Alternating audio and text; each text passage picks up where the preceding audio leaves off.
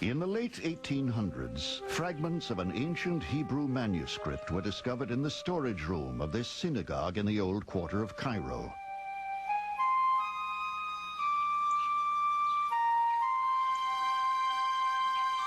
They were found to be the original writings of a scribe by the name of Simeon ben Sirah, who lived in Jerusalem in the 2nd century BCE.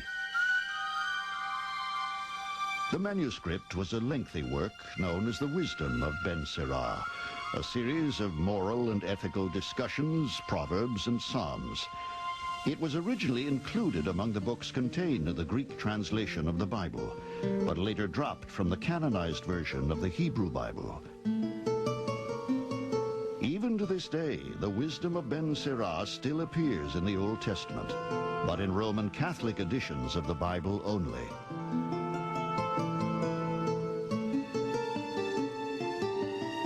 Whoever finds wisdom is great indeed, but not greater than the one who fears the Lord. Fear of the Lord surpasses all else. Its possessor is beyond all compare. Wisdom of Ben Sirah, 25:10.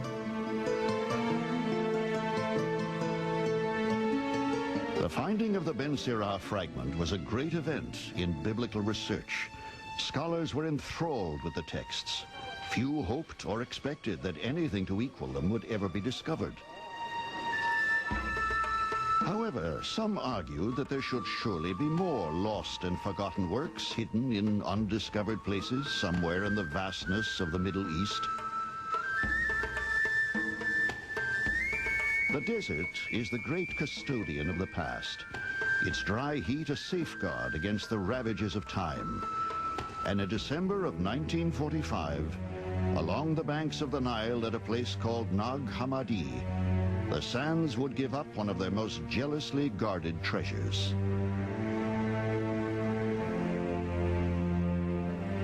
Housed today in Cairo's Coptic Museum, the now legendary Nag Hammadi Library is a series of 13 fragile handwritten documents dating back some 1,500 years.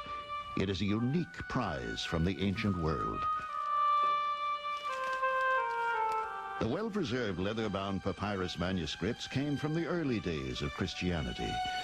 They were produced by scribes belonging to a secret religious sect known as the Gnostics. I will teach you when the time of dissolution will come. The first power of the darkness will come upon you. Do not be afraid and say, behold, the time has come. The book of the dialogue of the Savior, verse 122.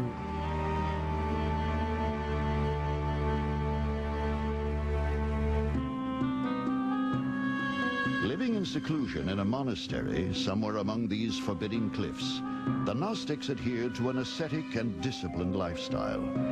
Though essentially Christian, their beliefs fundamentally differed from the more popular form of Christianity practiced at the time.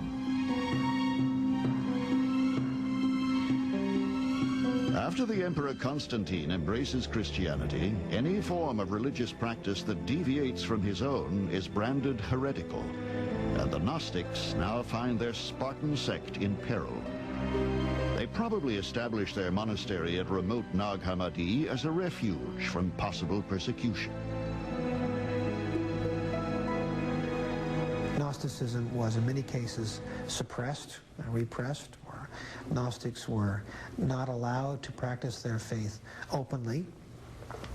So many of their books simply disappeared from the face of the earth until the discovery of the Nag Hammadi Library. Discovered by local villagers, the library had been hidden inside a heavy pottery jar, buried beneath a boulder on the slopes of this cliff. The manuscripts were sold locally, then found their way to Cairo, and eventually were made known to the world.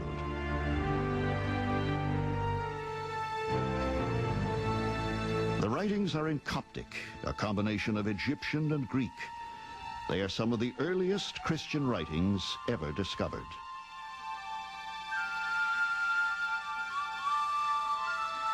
After deciphering, the texts yielded their secrets. One of the most exciting discoveries was a previously unknown gospel written by Thomas, reportedly one of the 12 disciples of Jesus. Jesus said, "Blessed are those who are alone and chosen, for you will find the kingdom, for you have come from it, and you will return there again." Gospel of Thomas, saying 49.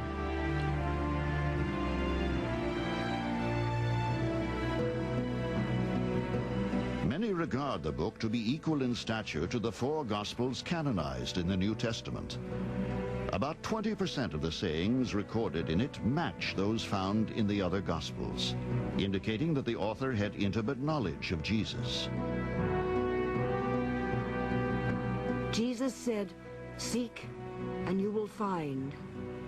In the past I did not tell you the things about which you asked me. Now I am willing to tell them, but you are not seeking them."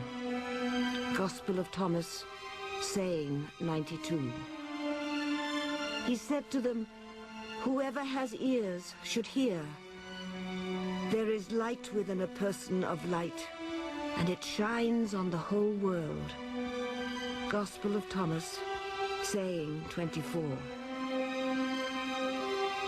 Jesus said, "Often you have desired to hear these sayings that I am speaking to you, and you have no one else from whom to hear them.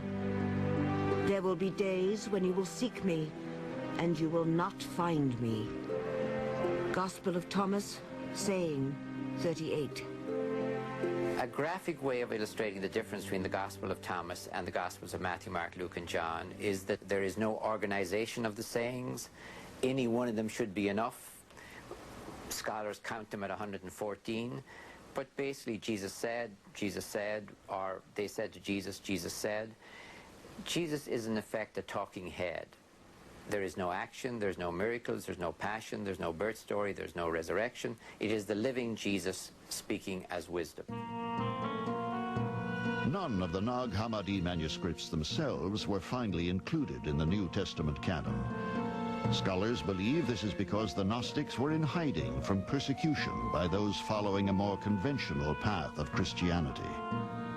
So the history of the manuscripts remains enveloped in mystery. We don't really know who buried the books. We don't quite know why. We don't know who collected these sub-libraries into the 13-book library. We don't know who the scribes were who made our Coptic copies. We don't know who commissioned the scribes, paid the scribes.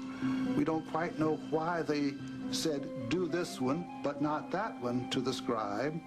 As a matter of fact, in one of the codices, there's a little scribal note. I don't quite know whether you want me to copy this one or not.